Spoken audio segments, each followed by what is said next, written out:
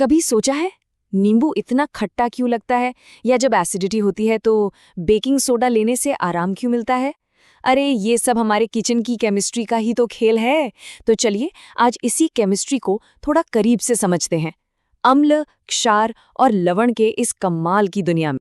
तो आज हम क्या क्या देखने वाले हैं? सबसे पहले तो हम अम्ल और क्षार को पहचानना सीखेंगे, फिर देखेंगे कि ये आपस में मिलते हैं तो क्या होता है। इसके बाद हम पीएच स्केल की बात करेंगे, ये क्या होता है और इससे इनकी ताकत कैसे नापते हैं। फिर आएगा लवण का नंबर, जो सिर्फ खाने वाला नमक नहीं होता, और हाँ, साधारण नमक से बनने वाले केमिकल्स पर भी नजर डालेंगे। और आखिर में जो कुछ भी सीखा है उसे परखने के लिए 5 मजेदार सवाल होंगे। ठीक है, तो शुरू करते हैं। सबसे पहला सवाल, आखिर ये अम्ल और क्षार हैं क्या भला? अच्छा, तो इन दोनों में जो सबसे बेसिक फर्क है वो क्या है? देखिए, अम्ल यानी एसिड्स स्वाद में होते हैं खट्टे और ये नीले लिटमस पेपर को लाल कर देते हैं। वहीं दूसरी तरफ है क्षार यानी बेसिस। ये स्वाद में कड़वे होते हैं, छूने में साबुन जैसे चिकने लगते हैं और ये ठीक उल्टा करते हैं, लाल लिटमस को नीला कर देते हैं। अब जाहिर सी बात है, हर चीज को तो चख कर नहीं देख सकते, है ना? खतरनाक हो सकता है। इसीलिए केमिस्ट्स इस्तेमाल करते हैं सूचक या इंडिकेटर्स। ये आप कह सकते हैं जासूस होते हैं, जो अम्ल या क्षार के संपर्क में आते ही अपना रंग बदल लेते हैं। सबसे बढ़िया उदाहरण तो हमारे किचन में ही है, हल्दी। कभी ध्यान दिया है, कपड़े पर लगे करी के दाग पर जब साबुन लगता है तो वो लाल भूरा सा हो जाता है? वो साबुन के क्षार की वजह से ही होता है ना कमाल? चलो, पहचान तो हो गई। अब देखते हैं कि जब ये एक्शन में आते हैं, मतलब जब ये आपस में रिएक्ट करते हैं, तो क्या होता है। तो पहली जरूरी रिएक्शन है अम्ल और किसी मेटल के बीच।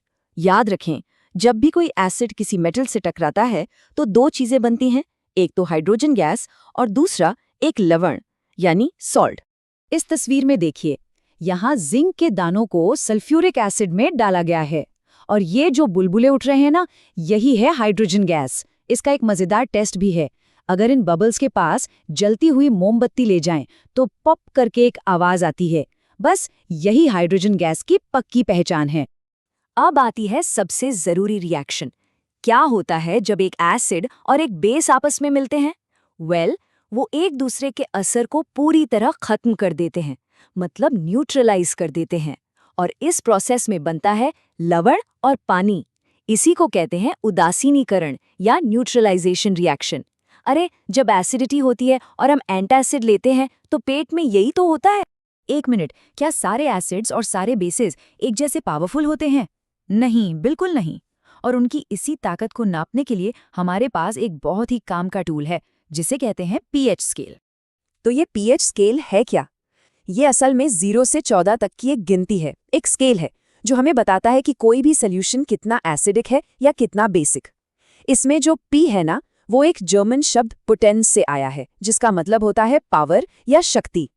इस कलरफुल स्केल को समझना बहुत ही आसान है। देखिए, बीच में है नंबर 7, ये है न्यूट्रल, जैसे कि साफ पानी। अब 7 से जितना नीचे जाएंगे चीज उतनी ज्यादा एसिडिक होती जाएगी, मतलब pH1, pH2 बहुत स्ट्रॉन्ग एसिड हैं। और 7 से जितना ऊपर जाएंगे चीज उतनी ज्यादा बेसिक या अल्कलाइन होगी, मतलब pH13, pH14 बहुत स्ट्रॉन्ग बेस हैं। सिंपल। तो सवाल ये है कि ये पीएच हमारी जिंदगी में कहाँ काम आता है? अरे, ये तो हर जगह है। एसिड रेन, जो नदियों और मछलियों के लिए खतरनाक है, वो कम पीएच की वजह से होती है। हमारे पेट में खाना पचाने वाला एसिड भी बहुत कम पीएच का होता है। और पता है, दांतों में सड़न तब शुरू होती है जब मुंह का पीएच 5.5 से नीचे गिर जाता है। असल में तो हमारा पूरा शरीर 7 से 7.8 के बहुत ही छोटे पीएच रेंज में सबसे अच्छा काम करता है। चलिए अब बात करते हैं लवण यानी सॉल्ट्स की। याद है, एसिड और बेस के मिलने से सॉल्ट बनता है। अब जैसे ही हम सॉल्ट सुनते हैं, दिमाग में टेबल सॉल्ट आता है, लेकिन केमिस्ट्री में ये सिर्फ एक नमक नहीं, बल्कि एक बहुत बड़ी फैमिली है। यहाँ एक बड़ा मजेदार सवाल है। नमक के जो क्रिस्टल होते हैं वो दिखने में तो एकदम सूखे लगते हैं, है ना? पर क्या वो वाकई में सूखे होते हैं? इसका जवाब छिपा है वाटर ऑफ क्रिस्टलाइजेशन में। इस एक्सपेरिमेंट को देखिए। जब नीले रंग के कॉपर सल्फेट क्रिस्टल्स को गर्म करते हैं तो वो सफेद हो जाते हैं। क्यों? क्योंकि उनके अंदर का पानी भाप बनकर उड़ जाता है, लेकिन जैसे ही उस सफेद पाउडर पर वापस पानी की कुछ बूंदें डालते हैं, जादू की तरह नीला रंग वापस आ जाता है। इसका मतलब साफ है, बहुत से क्रिस्टल्स अपने स्ट्रक्चर में पानी के मॉलिक्यूल्स को छिपा कर रखते हैं। अच्छा, अब वापस आते हैं हमारी सबसे जाने पहचाने सॉल्ट पर, यानी साधारण नमक सोडियम क्लोराइड। ये सिर्फ हमारे खाने का स्वाद ही नहीं बढ़ाता, बल्कि ये तो पूरी की पूरी केमिकल इंडस्ट्री के लिए एक बेहद जरूरी कच्चा माल है। और ये होता है क्लोर अल्कली प्रोसेस के जरिए। इसमें क्या करते हैं कि नमक के गाढ़े घोल, जिसे ब्राइन कहते हैं, उसमें से बिजली गुजारते हैं और बस इससे 3 बहुत ही काम की चीजें निकल कर आती हैं: क्लोरीन गैस, हाइड्रोजन गैस और सोडियम हाइड्रोक्साइड, जो कि एक बहुत स्ट्रॉन्ग बेस है।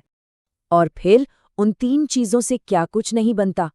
कपड़ों और कागज को सफेद करने वाला ब्लीचिंग पाउडर, केक और पकौड़ों को फुलाने वाला बेकिंग सोडा, शीशे और साबुन इंडस्ट्री में काम आने वाला वॉशिंग सोडा, और हाँ, टूटी हड्डियों पर लगने वाला प्लास्टर ऑफ पेरिस। सोचिए, इन सब की शुरुआत बस उसी एक साधारण नमक से होती है। ठीक है, तो काफी कुछ जान लिया है। अब टाइम है एक छोटे से टेस्ट का। देखते हैं कि अब तक जो कुछ भी हमने समझा है वो कितना याद रहा। तैयार हैं? पहला सवाल, दही या दूसरी खट्टी चीजों को पीतल या तांबे के बर्तनों में क्यों नहीं रखना चाहिए? थोड़ा सोचिए। एसिड और मेटल के रिएक्शन के बारे में हमने क्या बात की थी? दूसरा सवाल, उस रिएक्शन का नाम क्या है जिसमें एक एसिड और एक बेस मिलकर एक दूसरे का असर खत्म कर देते हैं और नतीजतन सॉल्ट और पानी बनता है? सवाल नंबर 3, दांतों को सड़ने से बचाने के लिए बेसिक यानी क्षारीय टूथपेस्ट इस्तेमाल करना इतना जरूरी क्यों है? हिंट देता हूं, सोचिए, खाना खाने के बाद मुंह में पीएच का क्या होता है और टूथपेस्ट उस पर कैसे काम करता है? चौथा सवाल, हमने बात की थी कि साधारण नमक से बहुत सारे केमिकल्स बनते हैं, तो उस इंडस्ट्रियल प्रोसेस का क्या नाम है जिसमें बिजली की मदद से नमक के पानी को तोड़ा जाता है?